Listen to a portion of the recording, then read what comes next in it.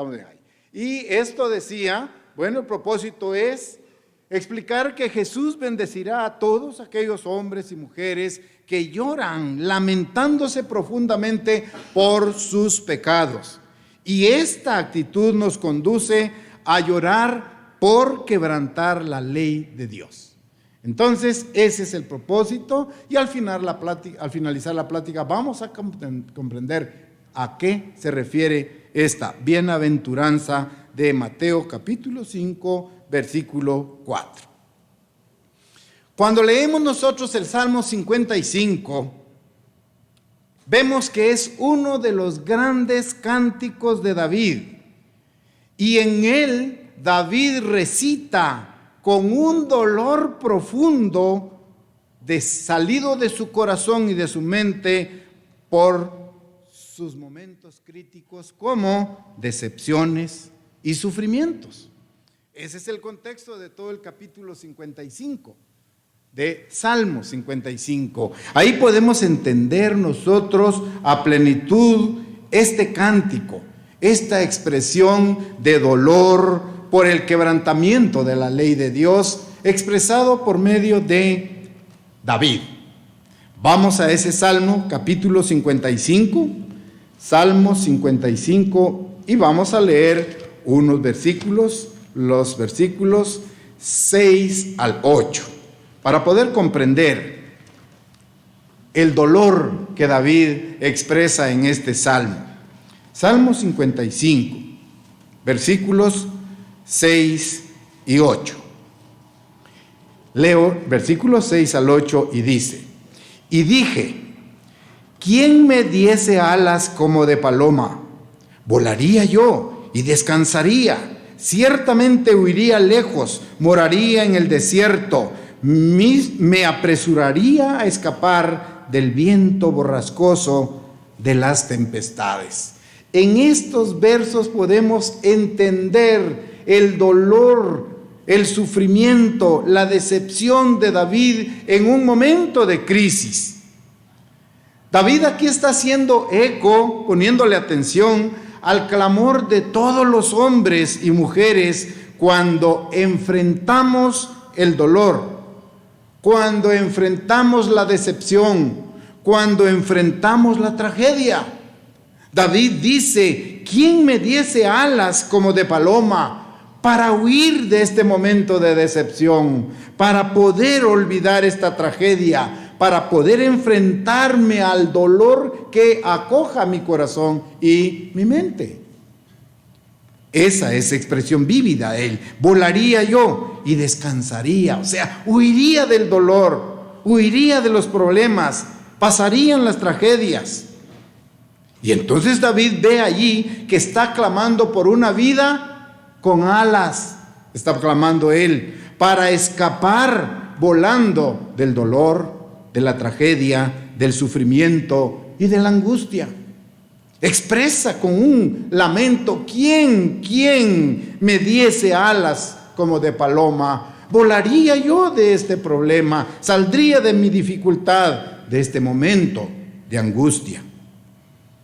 Hermanos, cuando más profundo es el dolor, cuando más profunda es la decepción, cuando más duro es el sufrimiento, más esquivo es el lugar de consuelo. No encontramos consuelo.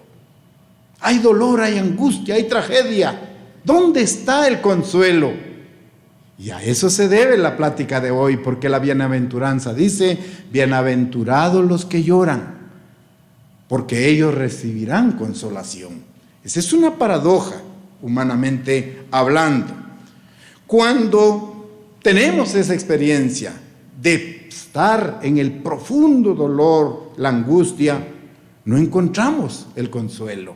El consuelo huye de nosotros. Y repito, esos dos momentos emocionales constituyen una paradoja de esta bienaventuranza. Porque nos dice: bienaventurados los que lloran, porque ellos recibirán consolación. Jesucristo, cuando comenzó a pronunciar este sermón, en su oferta de un nuevo enfoque a la vida del verdadero cristiano, Él condena condena la felicidad que el mundo da. No está de acuerdo con ese tipo de felicidad. Nos ofrece una bendición a través del llanto sincero, profundo, cuando quebrantamos su santa ley. Entonces, en este nuevo camino, Dios nos da ese enfoque y nos pide que analicemos a profundidad esta bienaventuranza. En la Biblia se habla de el sufrimiento, pero para explicarlo, en la Biblia se utilizan 9 diferentes verbos para explicar lo que es el sufrimiento. Imagínense, 9 formas diferentes de definir el sufrimiento.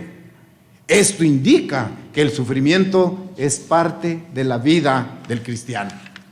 Esto indica, nos lleva a entender eso allí.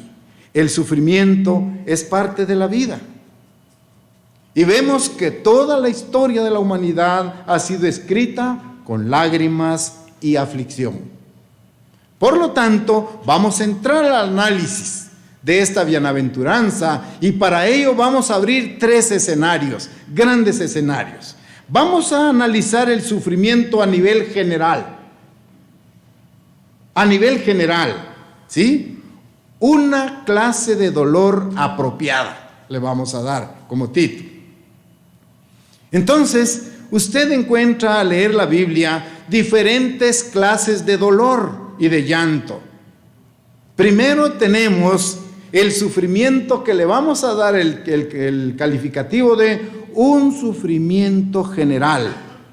El sufrimiento de la vida, el sufrimiento apropiado, por decirlo así, y vamos a enfocar en cada uno de estos aspectos. Esto es la tristeza. Esto es también el llanto aceptable que forma parte de su vida y de mi vida. Quiero abrir un paréntesis para indicarle, debemos saber que la habilidad de llorar es un don de Dios. Digo, la habilidad de llorar es un don de Dios. En otras palabras, es natural afligirnos. Es natural afligirnos. Y les pongo un rápido ejemplo. Abraham lloró en el momento que su esposa murió. Recuerden esa historia. Abraham lloró cuando su esposa falleció. Veamos ahora el Salmo 42, versículos 2 y 3, una instrucción más. Salmos 42, versículos 2 y 3. Vean este llanto, esta aflicción, este dolor, producto de la ausencia de la presencia de Dios en la vida del salmista. Salmos capítulo 42, versículos 2 y 3. Dice: mi alma tiene sed de Dios, del Dios vivo. ¿Cuándo vendré y me presentaré delante de Dios? Fueron mis lágrimas mi pan de día y de noche, mientras me dicen todos los días, ¿dónde está tu Dios? Vean el momento emocional que está viviendo David aquí. ¿Qué produjo lágrimas? ¿Qué produjo dolor? La ausencia de Dios en la vida de David.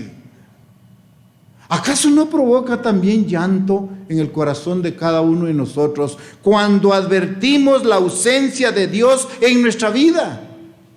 Estoy hablando entonces del dolor o el sufrimiento general, el dolor o sufrimiento apropiado. Mi alma tiene sed de Dios, dice ahí David.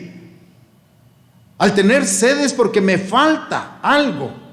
Mi alma tiene sed de Dios, del Dios vivo. Y dice, ¿cuándo vendré y me presentaré delante de Dios? Y luego, fueron mis lágrimas mi pan de día y de noche. ¿Qué provocó el llanto de David aquí? ¿Qué provocó su dolor y lamento? La ausencia de Dios en su vida. Y esa experiencia la hemos tomado nosotros también en nuestra vida. Cuando nos sentimos lejos de Dios, derramamos lágrimas deseando acercarnos más y más a Dios. ¿Sí? Esa es la situación emocional de David en este Salmo 42. El sufrimiento por la ausencia de Dios está expresado claramente aquí. Salió del corazón del salmista por medio de lágrimas como su pan de día y de noche. Esas lágrimas brotaron de lo profundo de su ser y rodaron sobre sus mejillas. La soledad, hermanos, la soledad es suficiente motivo como para llorar. Por eso Dios dijo: no es bueno que el hombre esté solo. Le haré ayuda idónea, porque Dios sabe que la soledad provoca estados de tristeza y de dolor. Estoy hablando entonces del sufrimiento general, ¿sí? De una clase de dolor apropiado, normal, que nos da la vida. Veamos el ejemplo entonces allí en 2 de Timoteo capítulo 1 versículo 3. Seguimos en el enfoque del sufrimiento a nivel general. Segunda carta a Timoteo capítulo 1 versículo 2. Vean ahora qué va a provocar el dolor y sufrimiento en Timoteo. Segunda carta de Timoteo, capítulo 1, versículos 3 y 4. Doy gracias a Dios, al cual sirvo desde mis mayores con limpia conciencia, de que sin cesar me acuerdo de ti en mis oraciones noche y día. Y luego dice: deseando verte al acordarme de tus lágrimas para llenarme de gozo. Ven el estado anímico de Timoteo ahora aquí en estos versículos. Timoteo está llorando por causa de ¿qué? De la desilusión, de la derrota, de la soledad, en el ámbito del sufrimiento general, ¿sí? Que es apropiado allí. Dios llama a un profeta de nombre Jeremías y lo manda a predicar. Y fue y predicó al pueblo con lágrimas en los ojos. Jeremías capítulo 9, versículo 1. Jeremías ahora capítulo 9, versículo 1.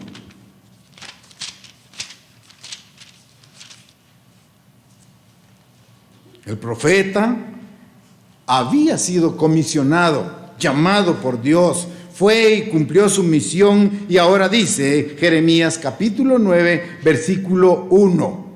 La expresión es: oh, si mi cabeza se hiciese aguas y mis ojos fuentes de lágrimas, para que llore día y noche los muertos de la hija de mi pueblo. Y sigue el mensaje de él ahí en todo el capítulo. Pero vean que fue enviado a predicar para llamarle la atención al pueblo a que reconsiderara su estado espiritual, para que dejara de quebrantar la ley de Dios. Y esta función, este estado, llevó a Jeremías a expresarlo para que llore día y noche los muertos de la hija de mi pueblo. Estamos hablando del sufrimiento a nivel general y sigo con un ejemplo más ahora en Hechos. Capítulo 20, versículo 31. Hechos 20, 31. El apóstol Pablo ahora le dice a los dirigentes de la iglesia en Éfeso lo siguiente. Hechos capítulo 20, versículo 31. Por tanto, velad, acordándoos que por 3 años, de noche y de día, no he cesado de amonestar con lágrimas a cada uno. Cumpliendo la misión, pero vean el dolor que esto provocaba. Entonces estamos advirtiendo que en la bienaventuranza que dice: bienaventurados los que lloran, porque ellos recibirán consolación, estamos enfocando que el sufrimiento a nivel general es correcto y apropiado. ¿Ya? La soledad, la decepción, las tragedias, el dolor, la ausencia de la presencia de Dios en nuestra vida puede provocarnos ese llanto que sale del corazón. Aquí Pablo está amonestando, dice, con lágrimas, predicando, llamando la atención, amonestando y motivando a la iglesia en Éfeso, y lo hizo con lágrimas a cada uno de los miembros de la iglesia. Entonces, con estos ejemplos podemos sintetizar. El salmista David derramó lágrimas de soledad. ¿Se acuerdan cuando leímos Salmo 42? Lloró por la soledad. Timoteo, el joven Timoteo, derramó lágrimas de desilusión. Jeremías derramó lágrimas, según lo que leímos, de decepción. Y el apóstol Pablo derramó lágrimas por la preocupación que tenía por los hermanos. Se preocupaba por el estado espiritual de cada uno de ellos. Y en cada una de estas situaciones, soledad, desilusión, decepción o preocupación, vemos el sufrimiento a nivel general. Vean las condiciones que provocaron ese llanto sincero de cada uno de estos personajes. En el Evangelio de Marcos hay registrado un hecho en el cual un padre llevó a Jesús a su hijo que estaba endemoniado. Estaba poseído por un demonio. Y con lágrimas en sus ojos, este padre le suplicó a Jesucristo que le sanara. Marcos capítulo 9, versículos 23 y 24. Marcos capítulo 9, versículos 23 y 24.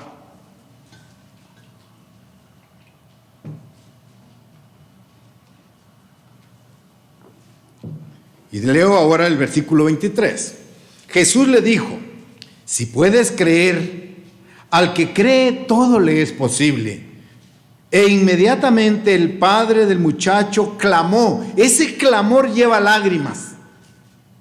Ese clamor salió del corazón de este padre de familia. Y dice: e inmediatamente el padre del muchacho clamó y dijo: creo, ayuda mi incredulidad, con lágrimas en los ojos. Clamó con lágrimas: creo, ayuda mi incredulidad. ¿Cómo clasificaríamos estas lágrimas, este llanto?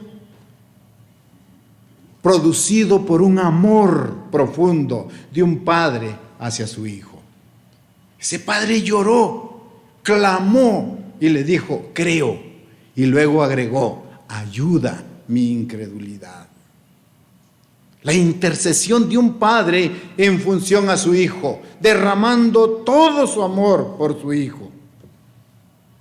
Hay más ejemplos de este sufrimiento general y de este dolor sano, podríamos decir. Ahora en Lucas leemos la historia de una mujer que lavó los pies a Jesús con sus lágrimas. Imagínense la cantidad de llanto.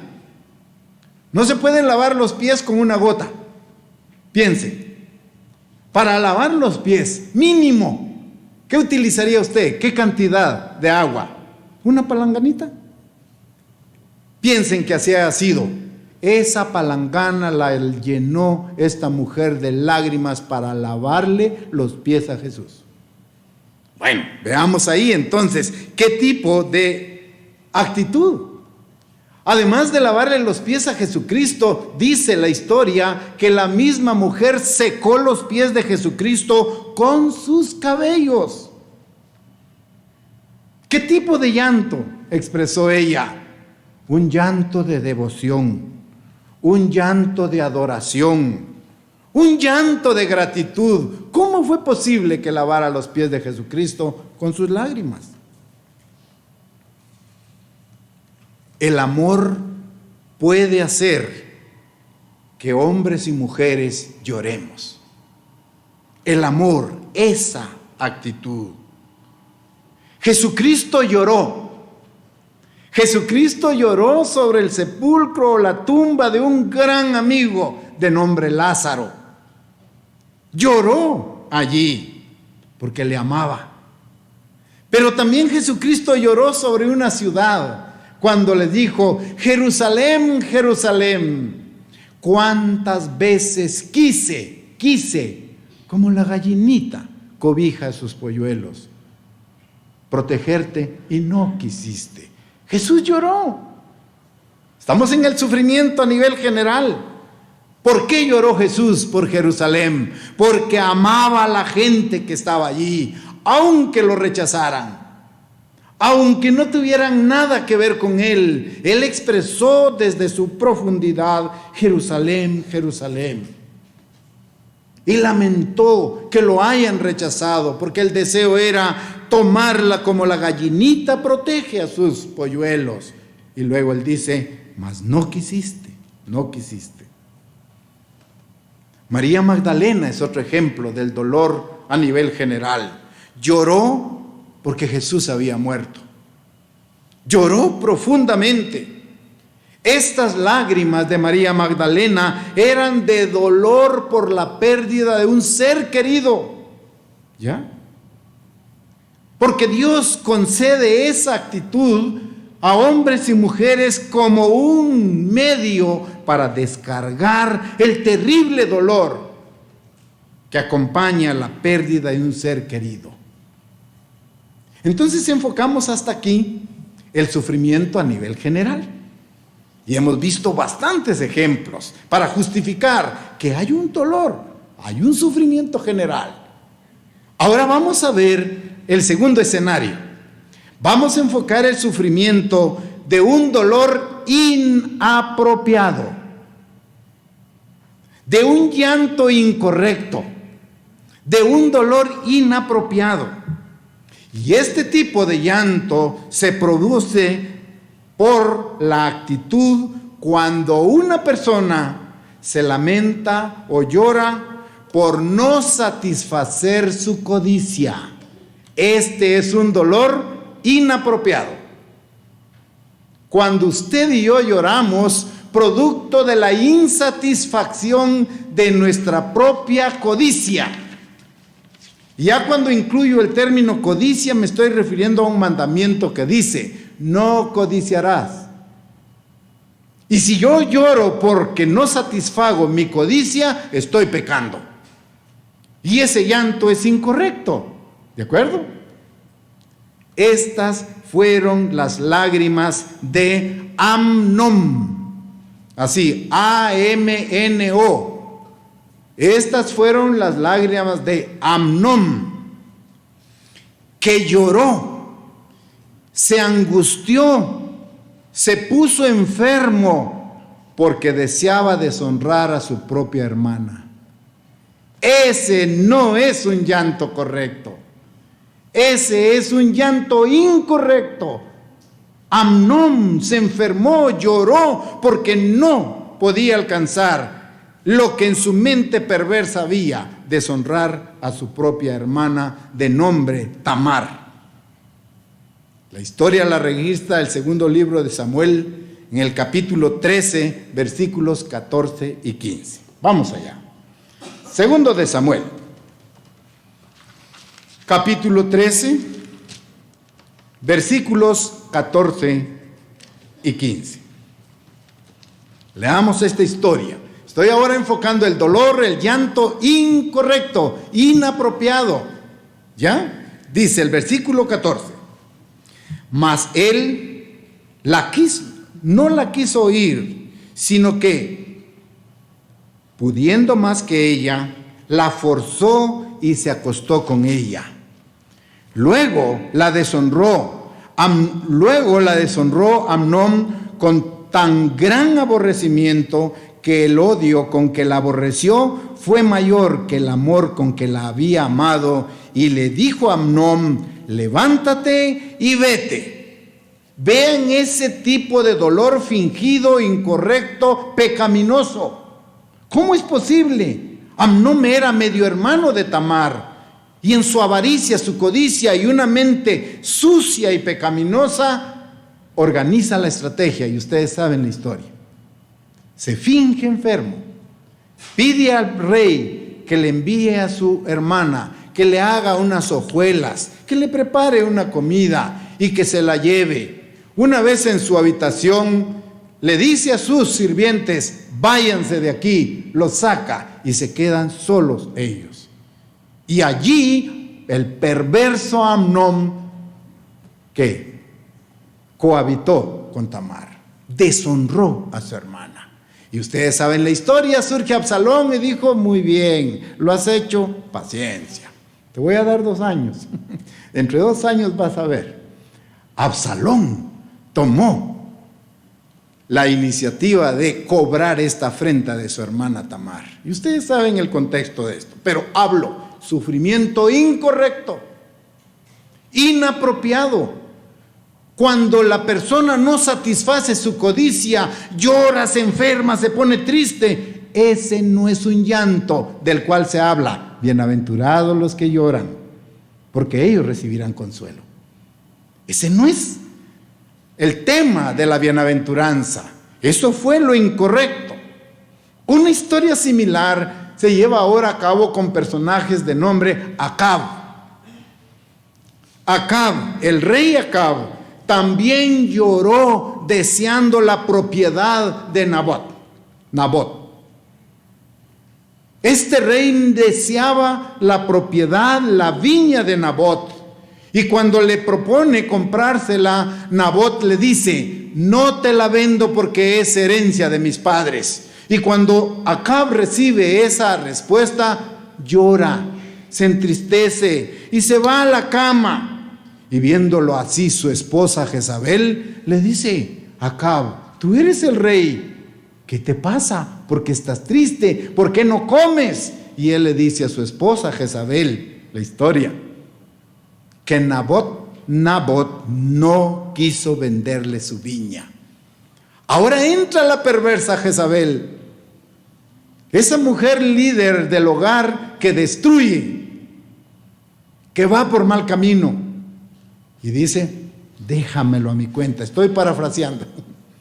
Y organiza un plan. En nombre de Acab escribe una carta a los gobernadores para que convoquen a una asamblea y paga a falsos testigos para que en esa asamblea se presenten y digan que Nabot ha blasfemado el nombre de Dios.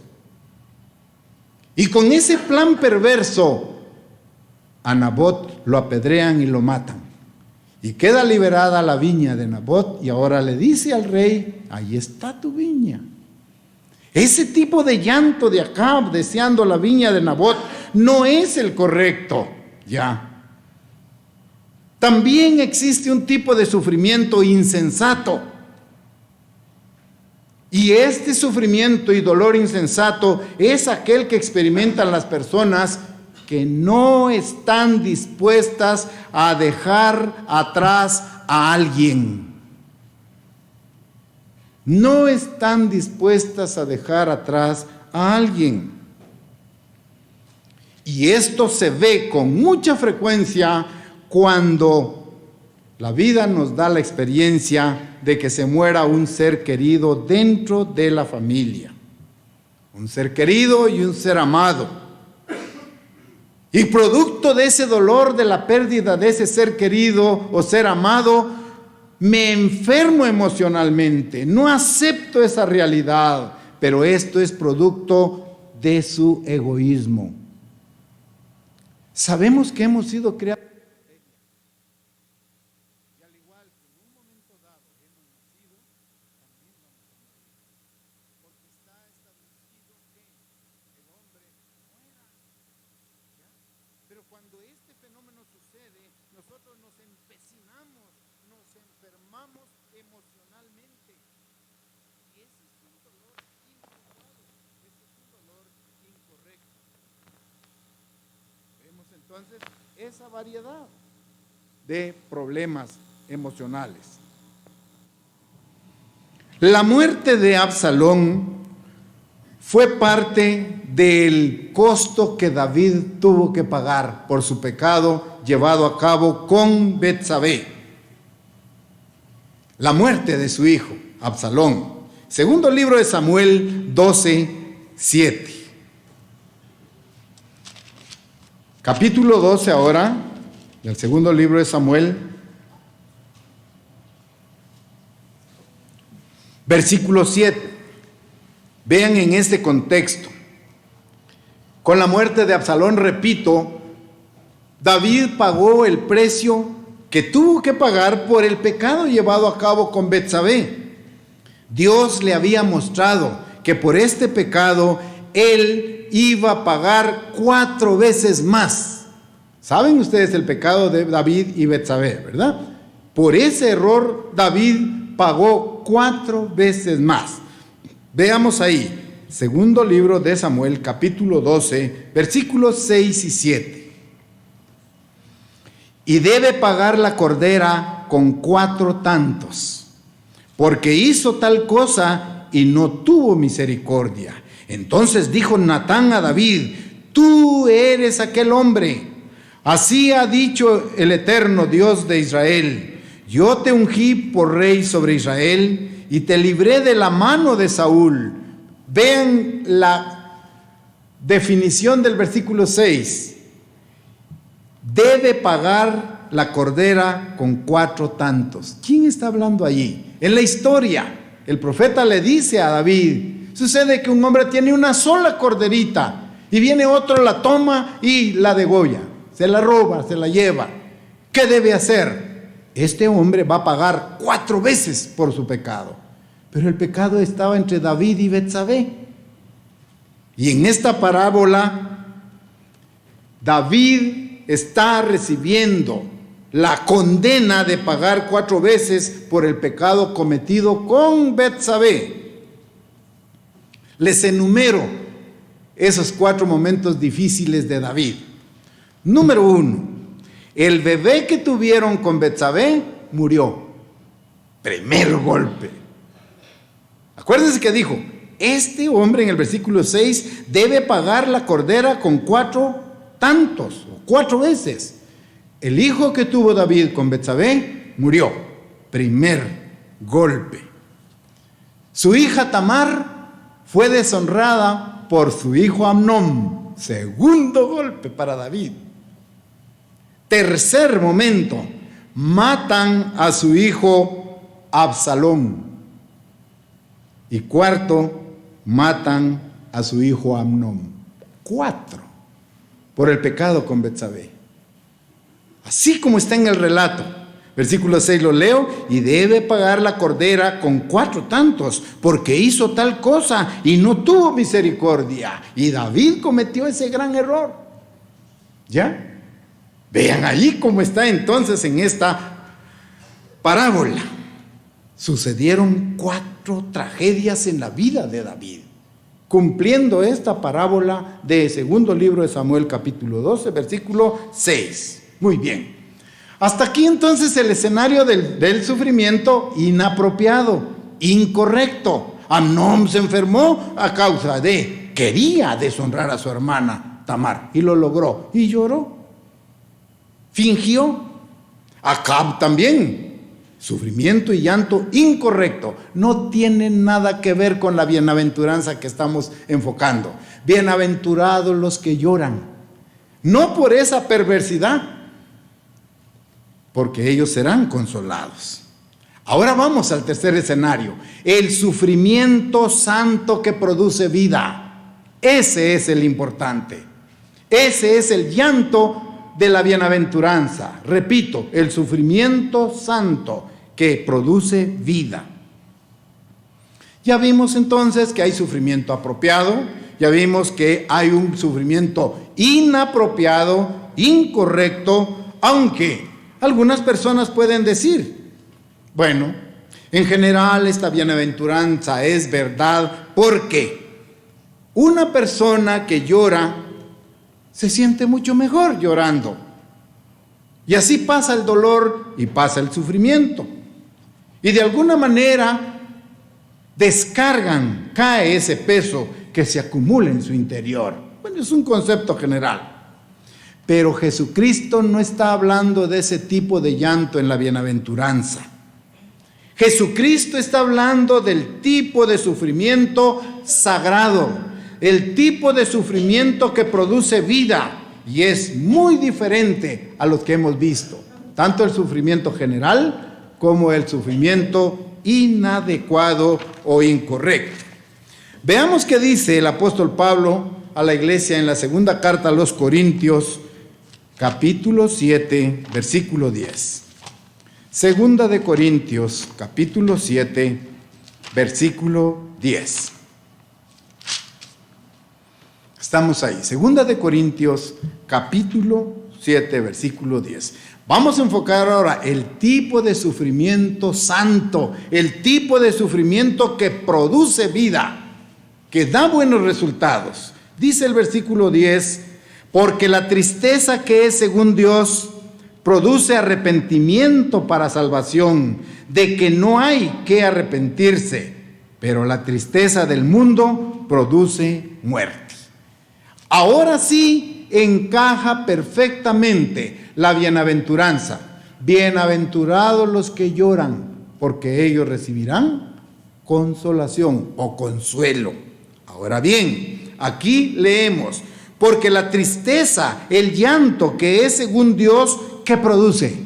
¿A dónde nos debe de llevar? Al arrepentimiento. Entonces, bienaventurados los que lloran, la bienaventuranza, buscando el arrepentimiento, arrepintiéndose de su pecado, ¿sí? Sacando ese dolor que provoca el haber quebrantado la ley de Dios. Allí aplica la bienaventuranza. ¿Se dan cuenta? Bienaventurados los que lloran. Producto de haber quebrantado la ley de Dios, ahora lloramos producto del arrepentimiento con un corazón sincero. ¿Ya? Este es el enfoque, el sufrimiento que nos da vida, que nos lleva al arrepentimiento, a cambiar el enfoque, a arrepentirnos por quebrantar la ley de Dios. Todos podemos llorar con desesperación debido a nuestros problemas. Podemos llorar con desesperación debido al dolor que provoca la pérdida de alguien querido. Hemos visto ejemplos en que se ha llorado por la soledad, por el desánimo, por la preocupación. Se llora por un amor sincero. Pero nada de este sufrimiento mundano nos puede llevar al arrepentimiento. Nada de ese dolor humano nos puede conducir al arrepentimiento de haber quebrantado la ley de Dios. Solo una clase de arrepentimiento, de sufrimiento produce esto. Y este es el sufrimiento correcto. Cuando usted llora producto del arrepentimiento del pecado cometido. Eso es lo que encaja perfectamente con la bienaventuranza que estamos leyendo. A eso se refiere Jesucristo cuando habla, bienaventurados los que lloran. La bienaventuranza sobre el dolor por el pecado que he cometido. Llorar cuando nos lamentamos porque somos pecadores delante de Dios. Ese es el llanto que corresponde a la bienaventuranza. Después de que David cometió el pecado con Betsabé y de haberse asegurado él que el marido de ella, de nombre Urías, había muerto, después de haber llevado a cabo esos dos grandes pecados delante de Dios, David reconoció no solo que su madre le había concebido en pecado, sino que él vivía en un mundo pecaminoso. Vean a dónde lo llevó el arrepentimiento. Reconoce que su madre lo había concebido en pecado y que estaba viviendo en una sociedad llena de pecado y que por lo tanto no había esperanza para él. Cuando llega a ese nivel de arrepentimiento, lamentó y lloró profundamente hasta que sus entrañas se conmovieron y por inspiración de Dios escribe el Salmo 51. Salmo 51. Salmos 51.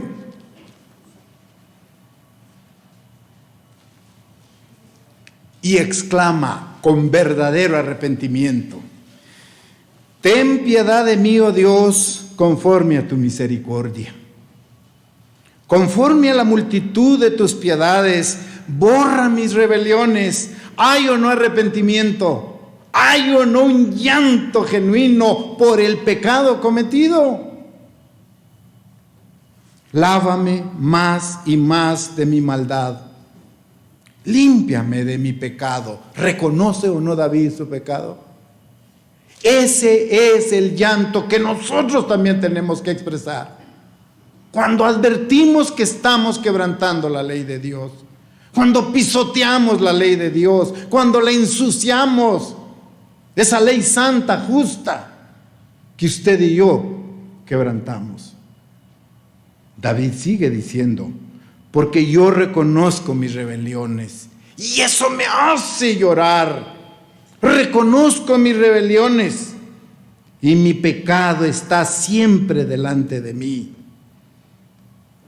Ese tipo de arrepentimiento y ese llanto es el que encaja perfectamente con Mateo 5:4.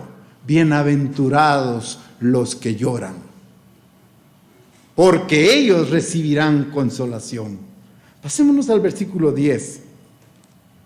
Crea en mí, oh Dios, un corazón limpio y renueva un espíritu recto dentro de mí. No me eches de delante de ti y no quites de mí tu Santo Espíritu.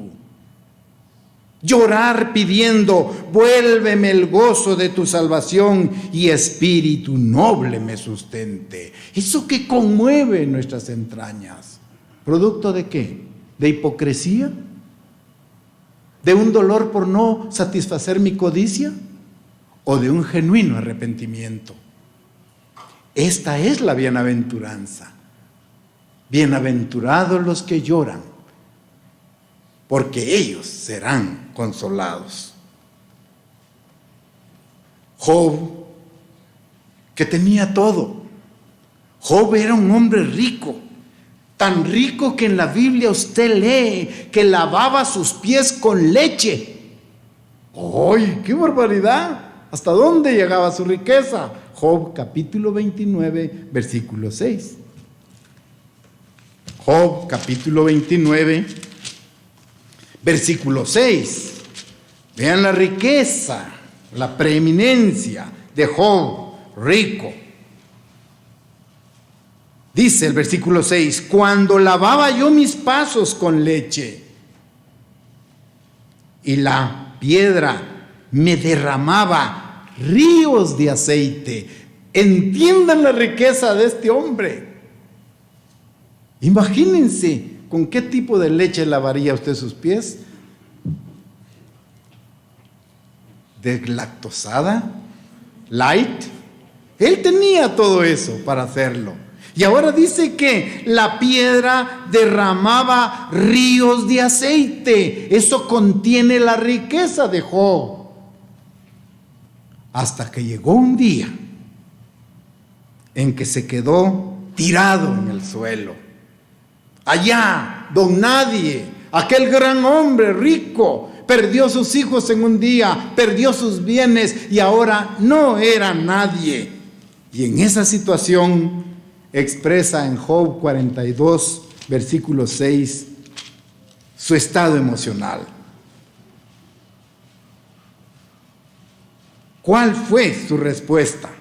Después de pasar esa peripecia, esa historia, ese éxodo en su vida, llega a expresar en Job capítulo 42, versículo 6: por tanto, me aborrezco y me arrepiento en polvo y ceniza. Ese llanto producto del arrepentimiento es el de la bienaventuranza de Mateo 5:4. Bienaventurados los que lloran, porque ellos serán consolados. Ese tipo de llanto es al cual Jesucristo se está refiriendo. Esta palabra lloran se ha usado en las bienaventuranzas y se utiliza el verbo más fuerte para expresar sufrimiento y dolor, como se utiliza para expresar únicamente el llanto por un ser querido, el llanto por un muerto de la familia, y expresa cabalmente el nivel del sufrimiento tanto de David como de Jacob y de Job. Jacob lloró desde lo más profundo cuando se enteró que su hijo José había sido destruido por las fieras salvajes. ¿Se acuerdan de la historia? Aquel gran drama que se armó, los hermanos de José consintieron en matarlos, dijo uno. Rubén dijo, no, metámoslo en la cisterna. Se va al foso, pasan los madianitas y dicen, mejor que se vaya de esclavo. Y su vestidura, la túnica, aquella de colores, de una sola pieza, es manchada con sangre de un cabrito. La llevan ante Jacob y se la muestran. Jacob creyó que su hijo había muerto y lloró profundamente. Génesis 37, 34. Génesis 37, versículo 34.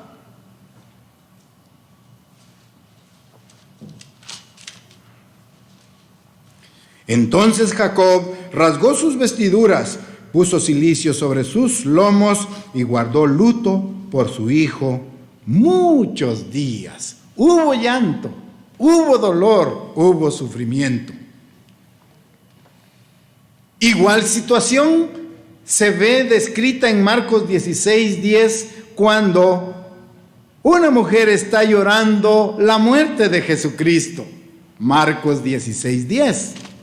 Marcos 16:10.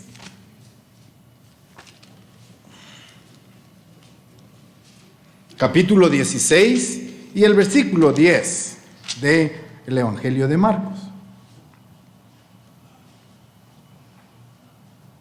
16:10. Yendo ella, lo hizo saber a los que habían estado con él, que estaban tristes y llorando. Y llorando. El llanto que nos da vida. El llanto al cual se refiere a la bienaventuranza. Dichosos y felices los que lloran, porque ellos serán consolados.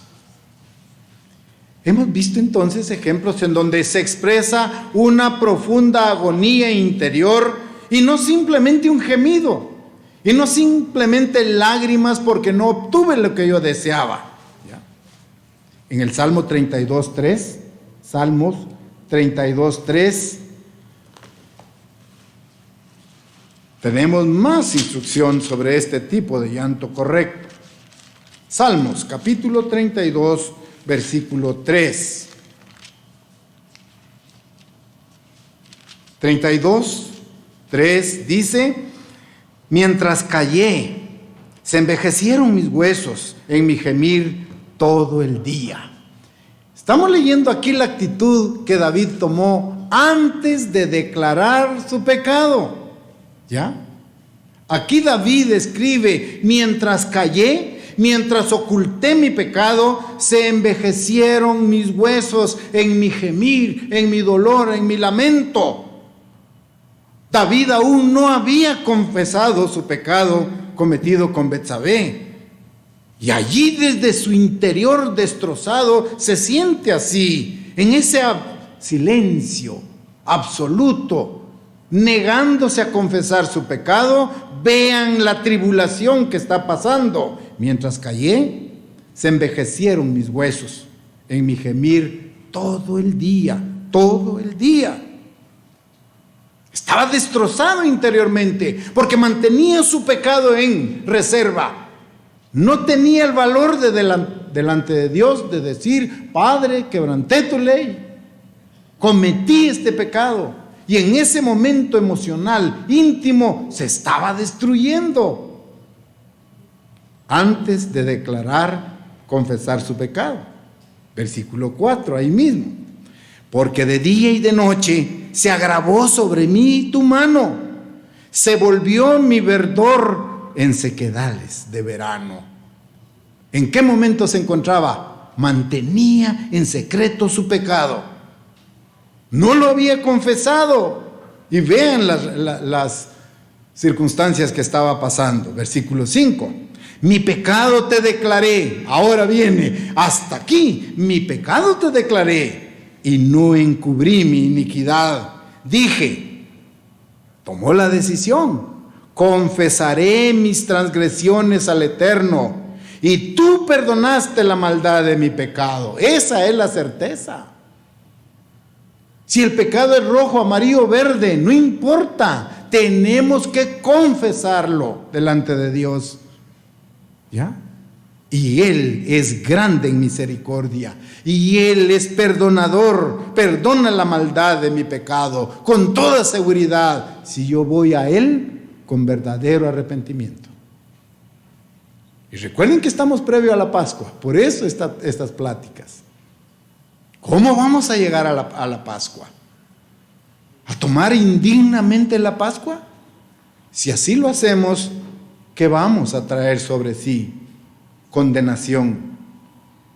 Condenación. Al tomar la Pascua indignamente, sin discernir, sin pasar esta etapa de evaluación. ¿Ya? Claro está, confesaré mi pecado, mis transgresiones delante de ti, y tú perdonaste la maldad de todo mi pecado. No tenemos que dudar. Tenemos que ser sinceros delante de Dios, reconocer nuestro pecado, confesárselo a Dios, no a ningún hombre. Es delante de Dios que usted tiene que caer de rodillas, llorar hasta donde sea posible, de sinceridad, de un arrepentimiento genuino, y tenga por certeza que Dios le va a perdonar. ¿Sí? Si tus pecados fueran rojos como el carmesí, si fueran de esa intensidad, serán como blanca lana con el perdón de Dios. Entonces, cuando David expresa ese Salmo 51 lleno de arrepentimiento, cuando dijo, ten piedad de mí, oh Dios, ten piedad de mí conforme a tu misericordia, conforme a la multitud, vean la variedad de tus piedades. Borra mis rebeliones, contra ti solo he pecado. Crea en mí, oh Dios, un corazón nuevo, renueva dentro de mí un espíritu, un enfoque nuevo, totalmente arrepentido. Esa debe ser nuestra petición, y a eso se refiere la bienaventuranza que estamos revisando. Bienaventurados los que lloran, porque ellos serán consolados.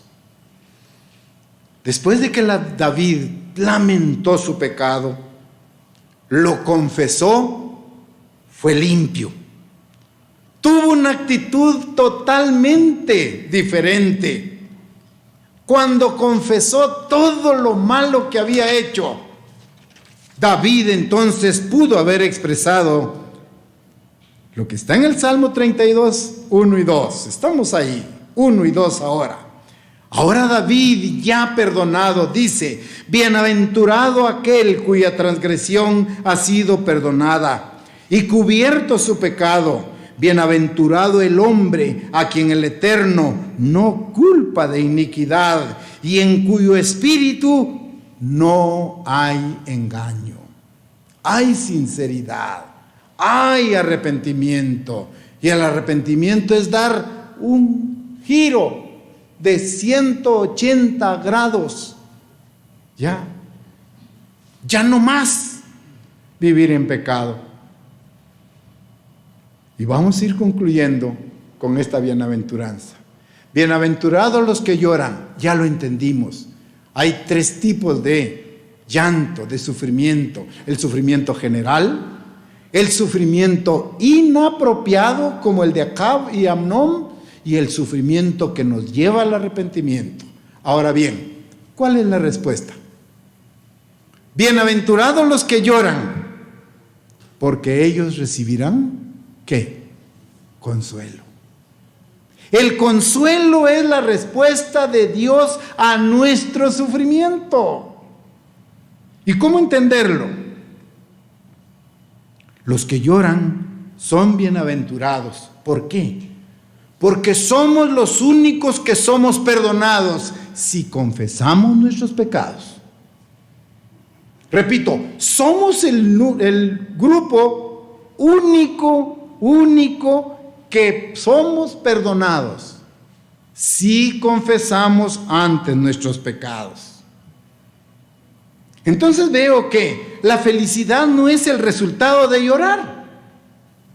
No es solo eso, sino que la felicidad, la bienaventuranza llega como respuesta de Dios a mi sufrimiento.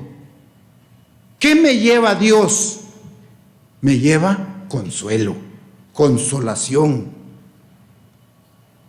Recordemos, David había derramado lágrimas de soledad. Timoteo había derramado lágrimas de desilusión, de decepción. ¿Ya? Pero nada le partió el corazón a David como su propio pecado. Y esa es la actitud que debemos de tener nosotros. Nada provocó tan profundo arrepentimiento en David como reconocer su pecado. Y en esa condición, confesando su pecado, Dios lo consoló, Dios lo abrazó y le dijo ahora a David: bienaventurado aquel cuya transgresión ha sido perdonada. Esa es la respuesta que Dios da. Santiago capítulo 4, versículos 8 y 10. Santiago capítulo 4, versículos 8 y 10. 4, 8 y 10. Dice allí: acercaos a Dios y Él se acercará a vosotros. Escuchen y lean: pecadores, limpiad las manos, y vosotros los de doble ánimo, purificad vuestros corazones, afligíos y lamentad y llorad. Vuestra risa se convierta en lloro y vuestro gozo en tristeza, cuando hay un enfoque correcto. Esa es la amonestación. Acercaos a Dios y Él se acercará a vosotros. Mi alma tiene sed de Dios, leímos en el Salmo 42. Mi alma desea estar cerca de Dios. ¿Por qué entonces no leemos la Biblia? ¿Solo se queda en inspiración? Mi alma tiene hambre de Dios y ahí está la Biblia, empolvada toda la semana. Pero la televisión y la telenovela, infaltable. Programa de noticias, no falla. Solo para envenenar nuestra mente. Mataron, robaron, secuestraron, extorsionaron. Y yo me estoy enfermando mentalmente. Así que ya no quiero salir a la calle. Porque matan, roban, asaltan, etc. Sucia la mente. ¿Y qué de la palabra de Dios? ¿Qué de la promesa que no temas, yo estoy contigo, yo te protegeré? Eso se olvida. No es así. Acercaos a Dios y Él se acercará a vosotros. ¿Cuál es la manera de acercarnos a Dios? Estudiar la Biblia, orar, entrar en intimidad con Dios, platicar con Él constantemente. Acuérdense en la bienaventuranza anteriores.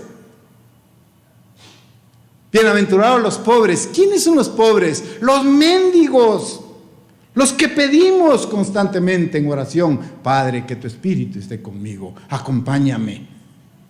Pero no puedo salir, es que hay extorsionistas, hay ladrones, están matando, sí, a todos aquellos que no están protegidos por Dios. Pero si usted está cerca de Dios, dice que nuestros nombres están escritos ¿en dónde? En la palma de sus manos. Y nos dice: son ustedes la niña de mis ojos si se acercan a Dios. Pero si están lejos, no. No funciona así. Entonces, la bienaventuranza es para ese grupo único que confiesa sus pecados y que sabemos que nuestros pecados serán perdonados gracias al sacrificio de Jesucristo y que Él vino a pagar por mis pecados y yo tengo que aceptarlo a Él como mi Redentor, mi Salvador y mi Rey próximo a venir. Entonces sí entiendo, bienaventurados los que lloran, porque ellos serán consolados. A eso se está refiriendo Jesucristo, no a un llanto hipócrita, no a un llanto producto de la codicia, no a una mente enfermiza llena de pecado. Finalmente, ¿qué hizo el hijo pródigo cuando se encontró dándole de comer a los cerdos y a punto de comer lo que ellos comían? ¿Qué hizo él? Aceptó su estado normal. Se vio entre los cerdos. Se vio en una situación lamentable. Así nos debemos de ver nosotros delante de Dios. Ver nuestros pecados, esa suciedad de vida que tenemos. Pero ¿qué hizo el hijo pródigo? Cuando vio su realidad, no la negó. No ocultó su pecado, sino que dijo: yo tengo un padre. Y allá en la casa de mi padre hay comida. Voy a buscar a mi padre. Y tomó sus pies y llegó ante el padre. Y aquel padre, cuando lo vio de lejos, salió a encontrarlo. Y no vio si iba sucio, apestoso y sin bañarse. Y él llegó y lo abrazó y lo besó. Ese es el Dios al cual servimos. Que aunque vayamos llenos de pecado, si nos arrepentimos y le pedimos perdón, Él va a tendernos su mano. El hijo pródigo volvió a la casa. Se le colocó un anillo como símbolo de autoridad. Se le hizo fiesta. Y Jesucristo dice que hay fiesta en los cielos cuando un pecador se arrepiente. Así, hermanos, debemos entender la bienaventuranza de Mateo capítulo 5, versículo 4, que dice: bienaventurados los que lloran, porque ellos serán consolados. Esa es la lección, ese es el mensaje que Jesucristo está predicando en su sermón del monte, el primer sermón que Él da, está en Mateo. Así que pidámosle a Dios que nos ayude a asimilar esto y a provocar los cambios necesarios para que nosotros seamos ciudadanos del reino de Dios.